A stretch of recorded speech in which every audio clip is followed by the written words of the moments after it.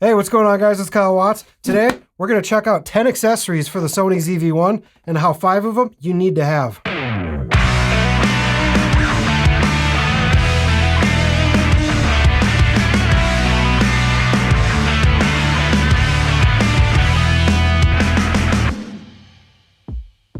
Welcome back to the channel. So, today we're looking at the Sony ZV1 and all the accessories that you should get for this camera. Now I've had this camera for a little while. I'm not actually unboxing this, but so the Sony ZV1 comes with pretty much just a cord and a little wind muff. That's about all you get with this one.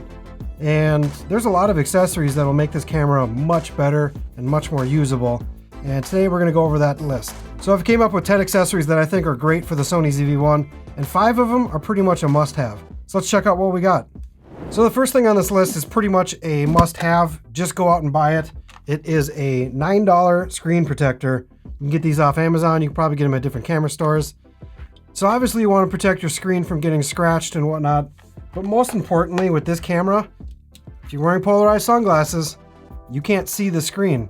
Something with the polarization in sunglasses and the screen, just it blacks out your screen. You can't see it. But when you put the screen protector on the screen, it kind of depolarizes the screen, making it so you can see with polarized sunglasses.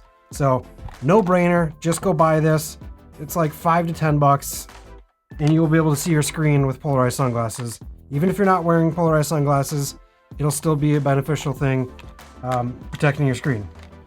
Okay, so the second thing that I would highly recommend is this base plate. You can get off Amazon as well. It's from Rig.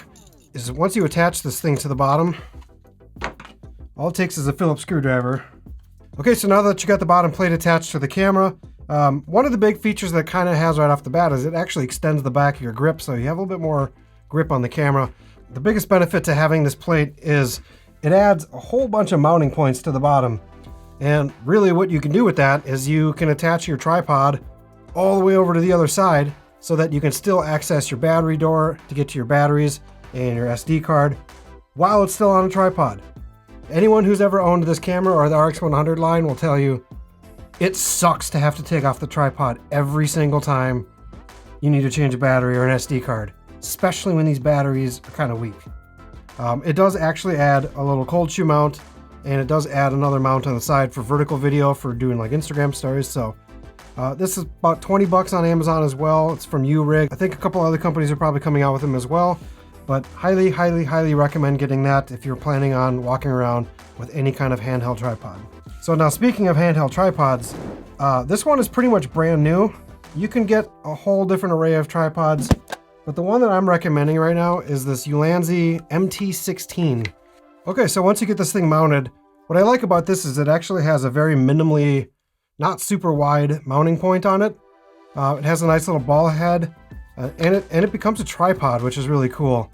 So you could set this thing down. Now, a lot of these handheld things become tripods, but this one, you don't have to twist to open it. You just pull it open and it becomes a tripod with a selfie stick that has a ball head on the top, so you can just aim that thing down and get this thing a little ways away from you. Now, it also does have a cold shoe mount on the side, which is pretty cool. And what I really like about this is that it actually rotates, so that you can put a mic on here and make it, you know, like when you're aiming at yourself, you can tip the mic towards you and always have it coming towards your face. It's really cool that they put a rotating cold shoe on here. Another big benefit to that too is if you're out vlogging with someone else, you can kind of flip your mic back at yourself if you're behind the camera talking. The ZV1 doesn't have the biggest wide angle of lens, so you want to get that thing a few feet away from you, a little bit further than your arm, so that you can get yourself in the picture plus a wider angle to give you more of like a 14 to 16 wide angle look.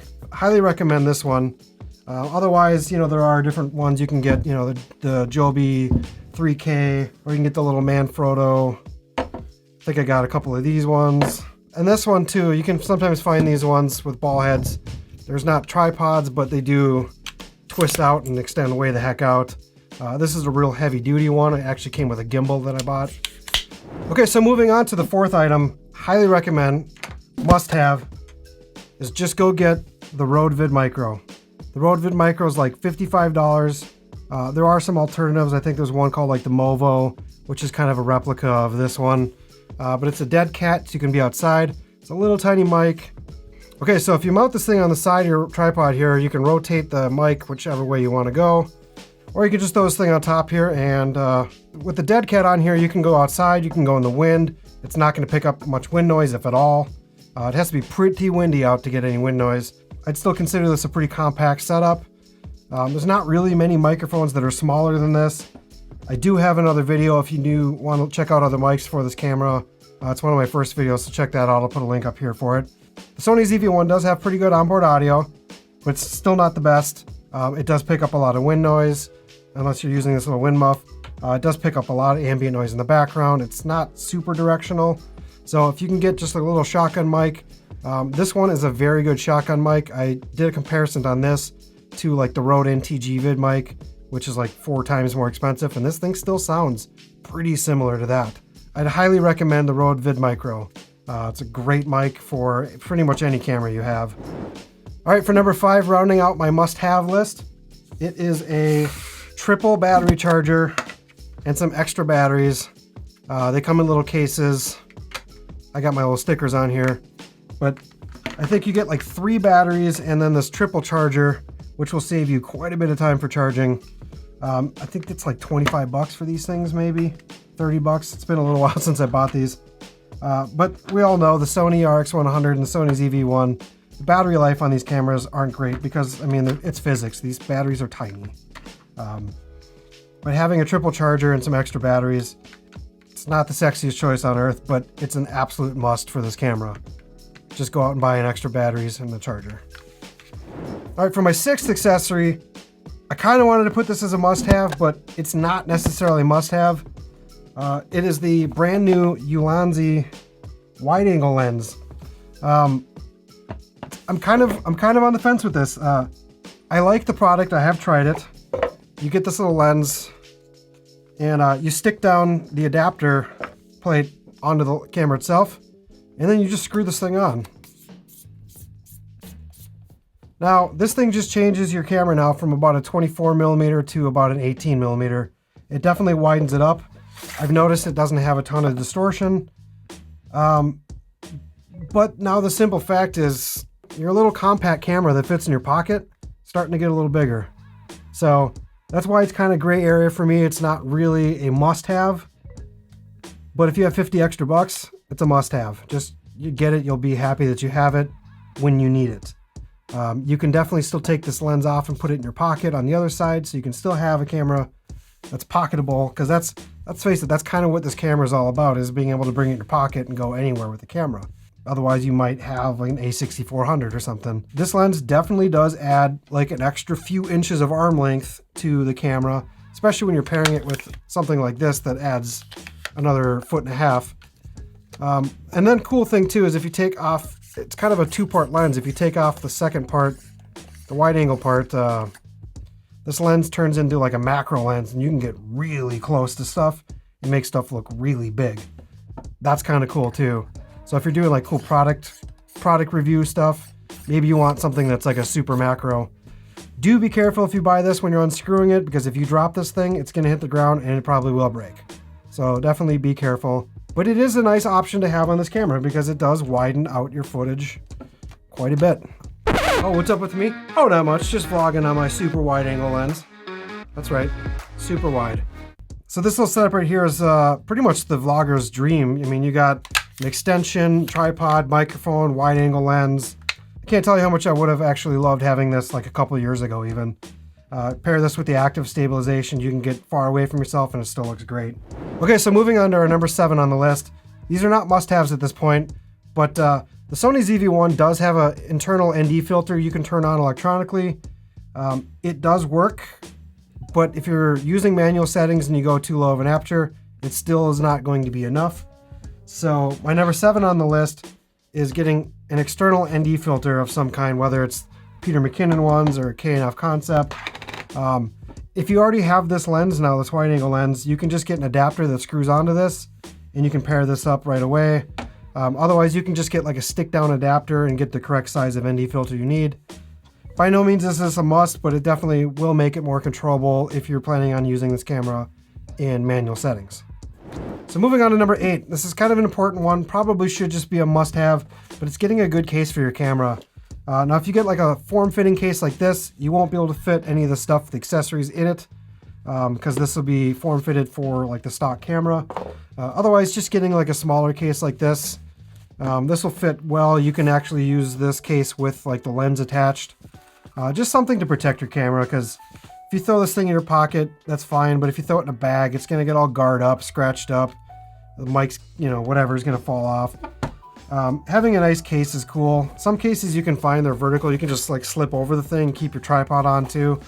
But having just something nice to protect your camera is kind of a must-have. Okay, so moving on to the 9th item of the list, it is the Rode Wireless Go. These are really cool to have. They are expensive. They're like 200 bucks, but they're these little tiny wireless microphones, and literally you can just take off. Let's take off this micro here. You can just take this clip and clip this thing right into the cold shoe, plug it in, and now you can put the mic on you, put it on a backpack strap, and now this is how small this camera gets. This is starting to now turn into the like ultimate vlogging setup. So this is gonna be something where if you're trying to mic yourself, it's gonna work great. If you're trying to mic you and someone else, probably you're gonna wanna stick more with a shotgun. But like, look how small this is on this camera. This is almost invisible, especially if you're carrying just a little handheld. And this microphone picks up audio that's just as good a quality as this. And you can get to like 200 feet away from the camera and this still works, as long as you're within the line of sight. So number 9 on this list, Rode Wireless Go. If you can afford an extra 200 bucks for this camera, for this accessory, it's pretty worth having. I love having this thing myself. I use it on all my camera setups. In fact, last week on my video, I was using it on that as well. So yeah, Rode Wireless Go. Okay, so we're at item number 10 now, and I don't actually have this item. It's something that I would like to get at some point, but it is the Zhiyun M2 gimbal. The gimbal is tiny. I think once you attach it, it's like holding it like this. It's about this big. You can get this thing used for like 150 bucks all the way up to, I think they new maybe like 250. It is the best stabilizer you can get for the ZV1 and or an RX100 by far. I've tried other different gimbals with this style camera on the RX100, and they've all had their issues and problems. I have used the Zhiyun M2, and I really do like that gimbal. It is great. You can like run with it at full speed, and it's pretty stable. Like, you're gonna get a little bit of footsteps, but it's very stable for a small camera gimbal. Now, if you can afford to have that and you think you need it, go get that thing, because it's a great gimbal.